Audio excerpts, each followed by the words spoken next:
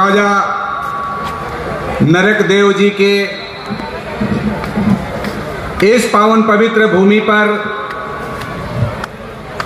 बाबा शिव तथा माता चंडी को नमन करता हूँ। योग पुरुष युग नायक कलयुग के भगवान महाराजा श्री श्री अनंत देव राय जी को नमन करता हूँ। और आज विश्व विजेता, विश्व विजयी, दुनिया के सबसे बड़े लड़ाका वीर चिल्ला देव राय जी को नमन करता हूँ, जिन्होंने भारत नहीं दुनिया के इतिहास में अपना नाम प्रथम पंक्ति में लिखवाया है। और आज Greater Cooch Behar People's Association के तत्वावधान में इतना बड़ा कार्यक्रम हो रहा है। हम ग्रेटर कोच बिहार एसोसिएशन के अपने सभी राजवंशी क्षत्रिय भाइयों एवं बहनों को भी नमन करता हूं, धन्यवाद देता हूं, बधाई देता हूं कि इस वीर भूमि पर, स्वर्ग भूमि पर आपने इतने बड़े अच्छे कार्यक्रम कर रहे हैं, जिनका उद्देश्य बहुत ही दूरगामी है। और आज आजादी के 75 साल बाद भी जो भारत का स्वरूप होना चाहिए इस लोकतांत्रिक व्यवस्था में, आखिर क्यों नहीं है? कहां से गलती हुई है? कहां से अन्याय हुआ है? कहां से धोखा हुआ है? इसे हमें समझना पड़ेगा।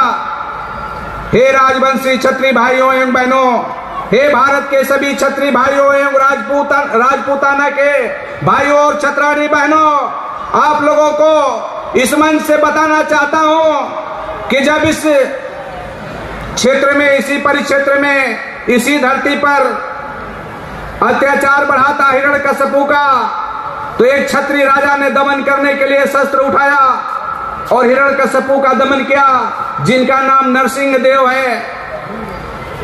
इसी धरती पर, हमारे उत्तर प्रदेश की भूमि पर राजा रामचंद्र जी ने रावण के खिलाफ अपनी सेना तैयार किया और रावण का दमन किया, रावण के अत्याचार का दमन किया। लोग कहते थे कि रावण जब चलता था तो पूरा जो है धरती कंपित हो जाता था, उसके अत्याचार से भय का वातावरण व्याप्त था, और उसको समाप्त करके राजा राम आज दुनिया के लिए भगवान और पूजनीय हो गए। मैं उस राजा राम को भी नमन करता हूँ। इसी धरती पर जब भगवान कृष्ण ने जन्म लिया, आप जानते होंगे कि कौरवों के रूप में किसने अधर्म किया। जो जिसे राजा नहीं बनना चाहिए वो बार बार राजा बना और बार बार दमन हुआ, लेकिन उन लोगों का दिमाग नहीं खुला। और धृतराष्ट्र जब राजा बना तब फिर कृष्ण भगवान के रूप में जन्म लिया भगवान ने और दमन किया, पंच पांडवों का विजय प्राप्त हुआ। और एक बात आज बताना चाहता हूँ, उत्तर प्रदेश की भूमि पर 2 बार युग पुरुष युग नायक महाराज जी को मैं जो है आमंत्रित किया, बुलाया, और जब हम लोग महाराज जी की बात सुने तो मुझे लगा कि महाराज जी तो हर युगों की बात जानते हैं। महाराज जी तो सारी राजनीति, धर्म नीति और समाज नीति जानते हैं। आखिर क्या बात है? हम लोगों ने आपस में विचार किया, सोचने लगा। हम लोगों ने कहा हो न हो, कहीं यही तो उत्तर प्रदेश में भगवान राम और कृष्ण के रूप में अवतार तो नहीं लिए थे। और आज यह बात सभी भारत का क्षत्रिय जान रहा है, और जो नहीं जानता है क्षत्रिय राजपूताना का भाई, मैं बताना चाहता हूँ कि भगवान धरती पर बार बार विष्णु के रूप में, नारायण के रूप में, कृष्ण के रूप में और भगवान श्री रामचंद्र के रूप में अवतार लिए होंगे, लेकिन आज इसी धरती पर जो पुरुष युग नायक आपकी धरती पर, आपकी भूमि पर, स्वर्ग भूमि पर फिर से अवतार लिए हैं। मैं उनका हृदय से वंदन अभिनंदन करता हूँ। और एक बात बताता हूँ, 75 साल आजादी के बाद हो गया, 76वां साल चल रहा है, लेकिन जिसके लिए हमारे राजा सम्राट जगदीपेंद्र नारायण भूप बहादुर राय जिस भारत की परिकल्पना कर रहे थे, उन्हें भारतवर्ष का सम्राट भी घोषित किया गया, मगर नहीं बनाया गया। गांधी और नेहरू ने हमारे साथ अन्याय किया और एक षड्यंत्र करके भारत को जो है आज भूखा और नंगा भारत बना दिया और क्षत्रियों को लाचार कर दिया, बेहाल कर दिया।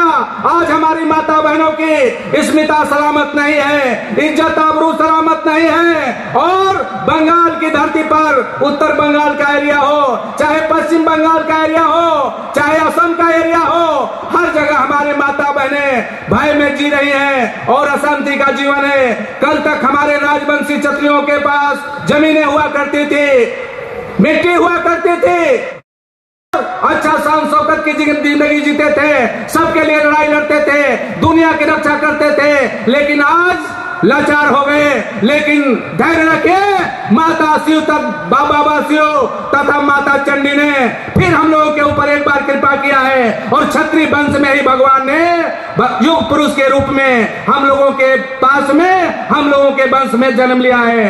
तो थोड़ा नारा दे दीजिए, जय शिव चंडी, जय शिव चंडी, जय मां भवानी।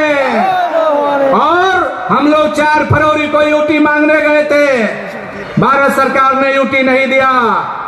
हम इस मंच से कहना चाहते हैं कि आज पूरा भारत का क्षत्रिय एक हो रहा है, चाहे पूरब से, मध्य से, पश्चिम से क्षत्रिय राजपूत एक हो रहा है। और हम लोग उत्तर प्रदेश की भूमि से आए हुए हैं, राजस्थान की भूमि से भी एक भाई करणी सेना के आपके बीच में कालवी जी ने विचार रखा, फिर राजेंद्र सिंह नरोका जी रखेंगे। लेकिन इतना जरूर कहता हूँ, महाराज जी कहते हैं कि क्षत्रिय जहाँ खड़ा होता है वही इतिहास बनता है, और क्षत्रिय खड़ा हुआ है तो यूटी लेकर रहेंगे, अन्यथा no UT, no UT, no UT.